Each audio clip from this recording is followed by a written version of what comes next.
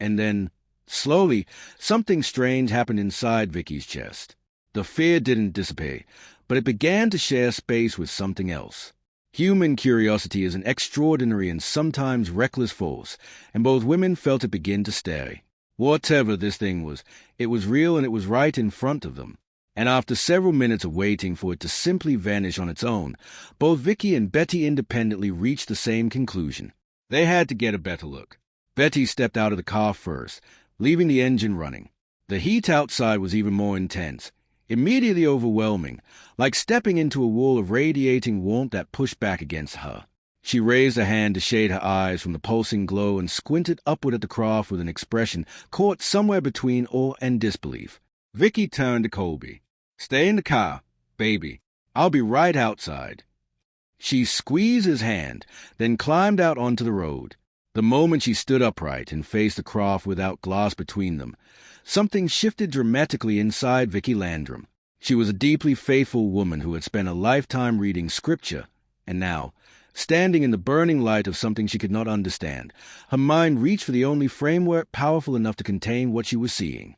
A passage from the book of Revelation surfaced in her memory with sudden, vivid clarity, the promise of Christ's return in a rain of fire and light. Her breath caught in her throat. What if this wasn't a machine at all?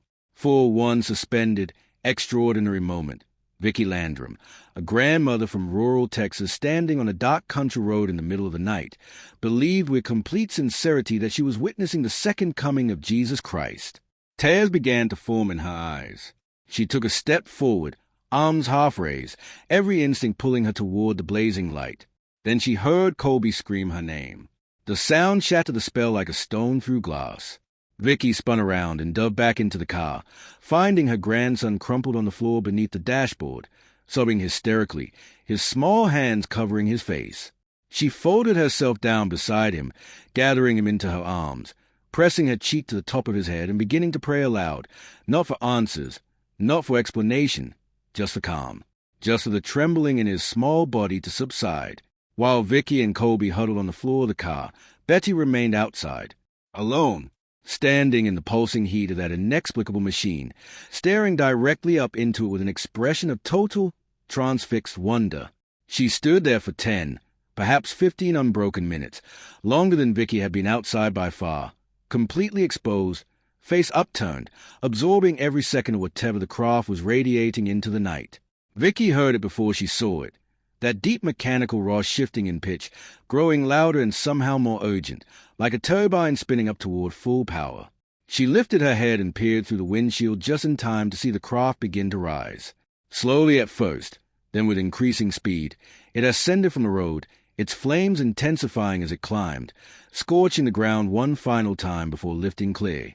And then something else appeared in the sky above them. Helicopters, dozens of them, emerging from the darkness on all sides like a military formation that had been holding position at a distance, just waiting for this moment. They were large, military-style craft, and they swarmed around the ascending object in what could only be described as an escort formation, surrounding it on all sides as it climbed higher and higher into the cold Texas sky. Together, the strange diamond-shaped craft and its helicopter entourage banked toward the horizon and disappeared into the darkness, the roar fading slowly until the night was silent again. Vicky and Betty stood in the sudden stillness, looking at each other across the roof of the car with expressions that neither of them had words for. The helicopters told them everything they needed to know.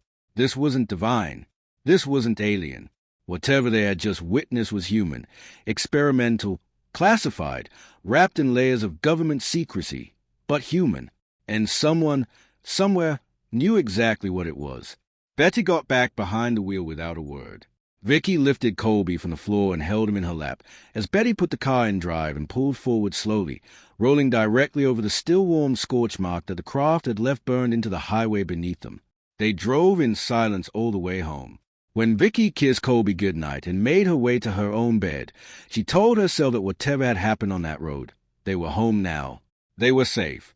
Tomorrow, things would feel clearer. She was devastatingly wrong. Around midnight, Colby appeared at her bedroom door, clutching his stomach and whimpering. Within minutes, both of them were hunched over the bathroom sink, violently ill, a deep, wrenching nausea that came in waves and left them weak and trembling on the bathroom tile. Vicky tried to rationalize it. Bad food from the truck stop, just a coincidence. But even as she told herself this, she felt the sick certainty growing in her gut that it was not a coincidence at all. They finally slept from sheer exhaustion, tangled together on Vicky's bed in the gray hours before dawn. When morning came, Vicky woke with a heaviness that ran deeper than fatigue. She moved slowly to the bathroom, gripped the edge of the sink, and raised her eyes to the mirror. The woman staring back at her was nearly unrecognizable. Her skin, across her face, her arms, her neck, was an angry, inflamed red, blistered and raw in places, looking exactly like the worst sunburn imaginable. The skin felt tight and burning to the touch. Her eyes were swollen.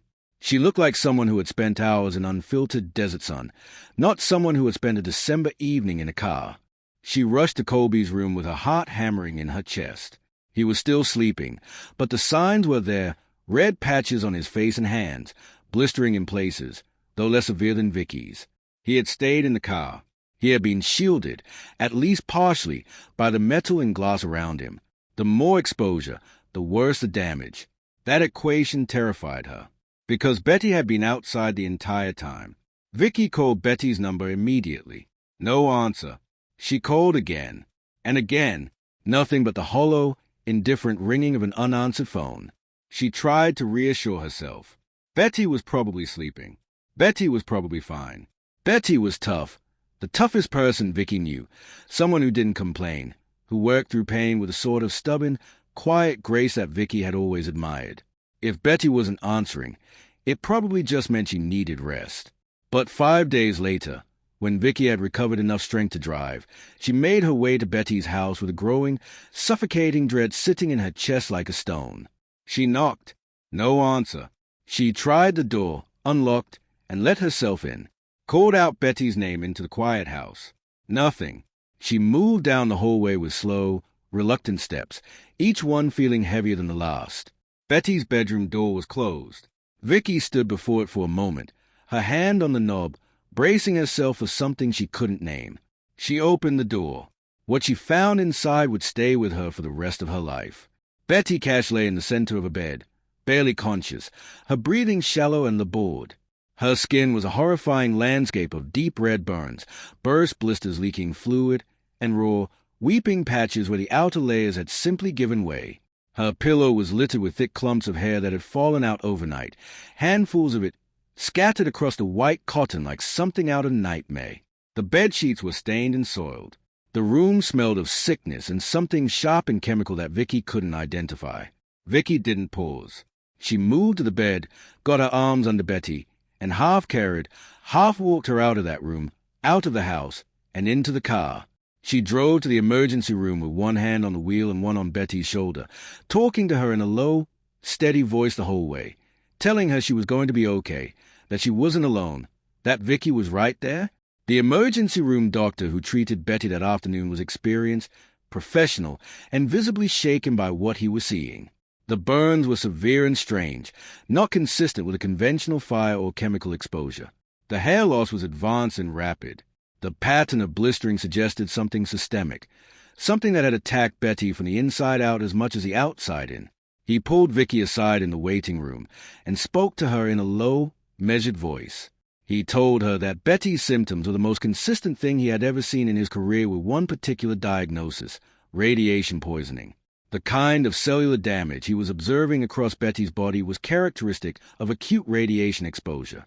But then he shook his head slowly, because it made no sense. Betty Cash was a middle-aged woman from rural Texas. Where would someone like her encounter radiation powerful enough to do this? And so Vicky told him everything. She described the diamond-shaped craft hovering over the highway, the waves of heat, the jets of flame scorching the asphalt, the deep mechanical roar. Betty standing outside in direct exposure for 15 minutes, face tilted upward, taking in everything that machine was radiating into the air around it.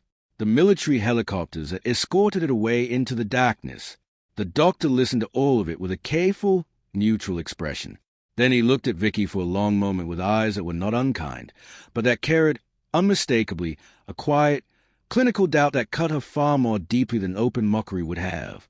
Vicky walked out of that hospital feeling more alone than she ever had in her life, Over the following weeks, as Betty cycled in and out of the hospital and Vicky's own health deteriorated in smaller but persistent ways, persistent headaches, skin sensitivity, and eventually the alarming development of cataracts in one eye, Vicky began making phone calls. She wrote letters. She contacted her local representatives. She navigated voicemail systems and secretaries and polite, evasive assistants who all promised that someone would be in touch. No one was ever in touch. Finally, having exhausted every avenue that felt respectable or sane, Vicky did the thing she had been dreading and avoiding for weeks. She called a UFO research center.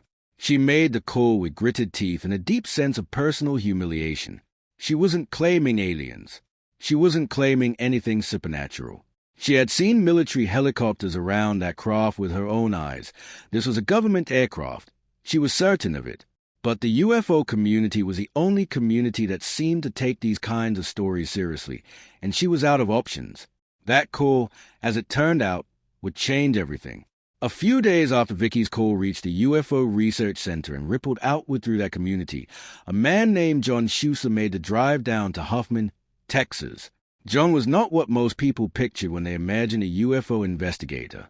He was a serious, methodical aerospace engineer who worked for NASA, the kind of man who dealt in data, schematics, and empirical evidence for a living. He did investigate UFO sightings, but not because he believed in them. Quite the opposite. John's approach was systematic debunking.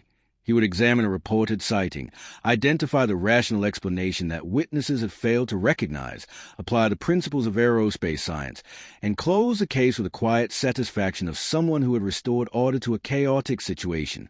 He drove to Huffman fully expecting to do exactly that. He met Vicky, listened to her account with careful, professional attention, took notes, and asked precise questions. Then the two of them drove together to the site on the highway where it had all happened. John stepped out of his car, and before Vicky could say a word or point in any direction, he saw it, the scorch mark. It was impossible to miss, a large, roughly circular area in the center of the highway where the asphalt itself appeared to have liquefied under extreme heat and then hardened again as it cooled, leaving a distinct, discolored ring burned into the road surface. It wasn't the kind of mark left by a car fire or a roadside accident. It was symmetrical in a way that suggested the heat source had been directly above it, suspended at a fixed point. And it was large, far larger than any conventional engine exhaust would have produced. John crouched beside it, studying it with a trained eye of someone who understood aerospace propulsion systems. His expression, which had arrived with confident skepticism, grew complicated. He left Vicky at the site and spent the next 2 days canvassing every farmhouse, every campsite, and every rural home within miles of the highway. He knocked on doors he had no appointment at, introduced himself to people who had no reason to trust him, and asked a single simple question. Had they seen or heard anything unusual on the night of December 29th? 12 witnesses said yes. 12 separate individuals, most of whom had no connection to one another, who had been in the area that night and had seen the craft. Some from greater distances, some describing it in slightly different terms, but all of them describing the same essential thing, a large, brilliantly lit, diamond-shaped object accompanied by formation of military helicopters in the skies over Huffman, Texas. 12 witnesses. Physical evidence burned into the road. Documented medical symptoms consistent with radiation exposure. The case for something having happened here was, in John's scientific assessment, airtight. The case for what that something was, that was where things became deeply troubling. John approached every military base in the region with his compiled evidence. He presented the witness testimonies, described the scorch mark, outlined the medical profiles of the 3 victims, and made the entirely reasonable assertion that a classified military aircraft had been operating the area on December 29, 1980, and that 3 civilians had suffered severe radiation injuries as a result of proximity to that craft. Every base gave him the same answer. No military operations had taken place in that area on that date. No aircraft had been deployed. No exercises had been conducted. The airspace over Huffman, Texas, had been completely empty that night, and no branch of the United States military had any knowledge of or involvement in any incident on that road. John pushed. He arranged face-to-face meetings with officials. He laid his evidence on their desks, photographs, witness statements, his own detailed professional analysis of the burn pattern as someone who understood what kind of propulsion system could have produced it. He was not a conspiracy theorist or crackpot. He was a NASA engineer, and he spoke their language. They looked at his evidence, and they told him it didn't matter. John drove home from those meetings with a rare and deeply uncomfortable feeling settled over him, the feeling of a rational man who has followed the evidence somewhere it was never supposed to lead, and found a wall there instead of an answer. Then came the phone call that turned John's frustration into something colder. One of his witnesses, a person who lived near the stretch of highway where the incident had occurred, called John in an urgent, rattled state. They had just watched something happen that they needed to tell him about. A convoy of dark government vehicles had arrived on the highway. They brought construction equipment with them, and on a stretch of road that had no apparent need for maintenance, with no posted signage or public notice of any kind, they proceeded to do something extraordinarily specific. They cut out and removed a carefully measured section of asphalt, the exact section where the scorch mark had been. John absorbed this information in silence, his mind working through the implications with the cold precision of an engineer running a systems check. The scorch mark had been his most powerful piece of physical evidence, the thing he had seen with his own eyes, the thing that had pushed his investigation from possible to almost certain. And now it was gone, not repaired, not patched, surgically removed and taken away. He contacted a group of fellow investigators and asked them to go to the site and document what they found.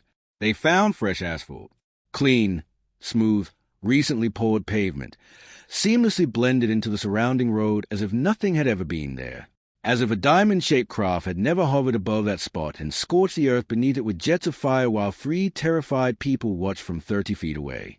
The evidence had been erased with the same clinical efficiency that the military had erased their involvement. And whoever had done it clearly understood exactly what they were doing, and exactly what they were hiding. Vicky and Betty, in what remained of their declining health, retained legal counsel and filed a lawsuit against the United States government, seeking acknowledgement and compensation for what had been done to them. They didn't need the court to call it a UFO. They didn't need a verdict declaring the craft extraterrestrial. They simply needed someone in a position of authority to look at the evidence, the medical records, the witness testimonies, the burn pattern analysis from a NASA engineer, and say, yes, this happened, and you deserve answers.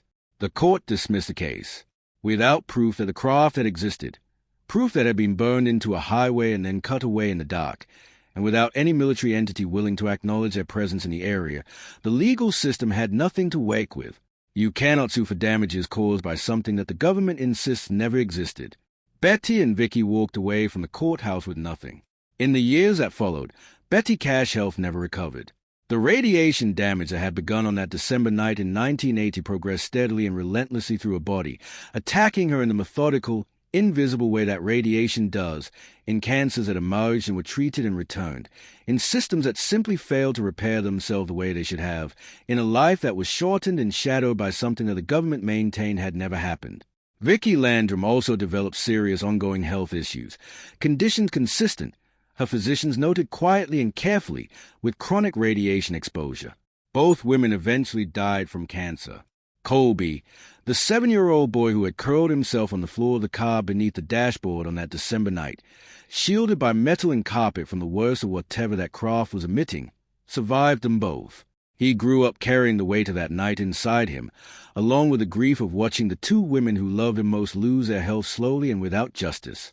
He has spent years seeking answers that have never come.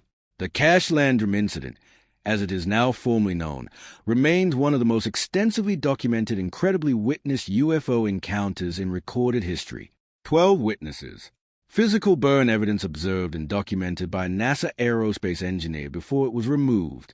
Medical symptoms consistent with acute radiation exposure, recorded by hospital physicians. A pattern of denial and evidence removal by government officials that, taken together, tells its own silent and damning story. The United States government's official position has never changed. No military operations took place in that area on December 29, 1980.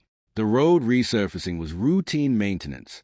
There is nothing to investigate, nothing to acknowledge, and nothing to explain. And somewhere in the darkness along a winding Texas highway, the truth about what those 3 people encountered that night, what it was, where it came from, and who knew about it, is still, after more than 4 decades, buried under fresh asphalt and official silence. Colby is still looking. This has been a hybrid shadow story. If the strange, the dark, and the mysterious are what you seek, you're in the right place. We'll see you in the shadows. What makes a paranormal story truly terrifying isn't always the strangeness of its details. Sometimes, the most disturbing accounts are the ones that refuse to be explained away, the ones backed by witnesses, physical evidence, and credentialed investigators who walked in as skeptics and walked out shaken. This is one of those stories. And if you're a fan of the strange, the dark, and the mysterious here at Hybrid Shadows, then settle in, because what you're about to read is considered by many to be the most credible UFO encounter in recorded history. December 29th, 1980 was an ordinary winter evening in the small, unassuming town of Huffman, Texas, a quiet community nestled about 30 miles northeast of Houston, surrounded by thick pine forests and long, winding roads that stretched through the darkness like black ribbons between the trees. 57-year-old Cash-Landrum was the kind of woman who carried herself with quiet dignity. She was deeply religious, hard-working, and utterly devoted to her 7-year-old grandson Colby, whom she was raising as her own. That evening, she sat in the front passenger seat of her close friend Betty Cash's car, with little Colby squeezed contentedly between the two women on the bench seat. The three of them had just finished a relaxed dinner at a local truck stop. Nothing fancy, just good food and good company, and were now making their way home along the dark, forested highway that wound through the outskirts of Huffman. The night air outside was biting cold, the kind of cold that fogs up car windows almost instantly. Inside, the car was warm and comfortable. Betty drove steadily, her headlights cutting twin tunnels of pale light through the darkness ahead. Colby leaned against Vicky, already growing sleepy from the meal. Everything felt perfectly, beautifully normal. That normalcy was about to end in a way none of them could have ever imagined. Vicky first noticed the fog creeping across the windshield, that fine, silvery condensation that forms when cold air meets warm glass. She reached forward and switched on the defroster.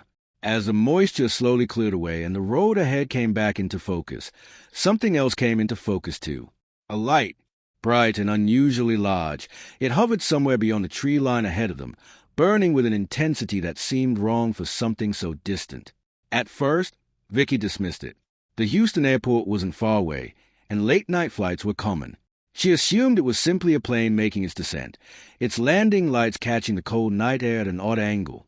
But as Betty continued down the winding road and the trees shifted around them, the light didn't behave like any aircraft Vicky had seen before. It didn't move forward. It didn't ascend or descend in the graceful, predictable arc of a commercial jet. Instead, it simply hovered, suspended between the sky and the earth with an almost eerie patience, glowing and pulsing through the skeletal winter branches. And then Vicky noticed something else. Something far more unsettling. The inside of the car was getting warm. Not the pleasant, regulated warmth of a heater set to a comfortable temperature, but a thick, oppressive heat that seemed to seep through the metal and glass of the vehicle from the outside. It pressed against her skin like a physical weight. Her forehead beaded with sweat. Her breathing became labored. Beside her, little Colby shifted uncomfortably, his sleepiness replaced by a quiet, confused agitation. Vicky leaned forward, staring out through the now clear windshield at that hovering light. Her curiosity was rapidly curdling into something darker. And then the light moved. In the split second before Vicky could fully process what was happening, the glowing object cleared the tree line and descended directly over the road ahead of them, close, impossibly close, and filled the windshield with blinding, pulsating brilliance. "Betty, stop!" The word tore out of Vicky before thought could catch up with instinct. Betty slammed the brakes hard, and the car skidded to a halt on the cold asphalt. The headlights seemed laughably weak against the blazing object now hovering perhaps 100 feet in front of them, suspended directly above the road like some enormous, otherworldly sentinel. For a long, stunned moment, all three of them simply stared. The craft, because it was clearly, undeniably a craft of some kind, was unlike anything any of them had ever seen in their lives. It was roughly the size of a water tower, diamond-shaped, with a profile that tapered at the top and bottom into strange angular points. Its surface appeared to glow from within, radiating a deep, throbbing red-orange light that made it look less like a machine and more like a living ember, like a coal pulled fresh from a furnace and suspended in the night sky by some impossible force. And then it made a sound, a deep, resonant, mechanical roar that vibrated through the car's metal frame and into their very bones, the sound of enormous, barely controlled power held in temporary restraint. And with each pulse of that roar, a column of brilliant orange-white flame erupted from the craft's underside, scorching the road beneath it in a violent burst that left the asphalt glowing. The smell of burning tar was immediate and nauseating, seeping even to the sealed windows of the car. Colby, who had been silent up to this point, let out a sob that broke into full, terrified crying. He pressed himself against Vicky, shaking. Betty, her knuckles bone-white on the steering wheel, tried to think of options. The road here was barely wide enough for 2 cars to pass. Turning around was nearly impossible. And driving straight ahead, under that thing and through those jets of fire, was unthinkable. They were trapped, completely and utterly trapped. Minutes passed. The craft didn't move. It simply hung there in its terrible, roaring stillness, periodically scorching the earth beneath it, as if daring them to come closer or to flee. The heat inside the car continued to build until it felt less like warmth and more like standing next to an open oven.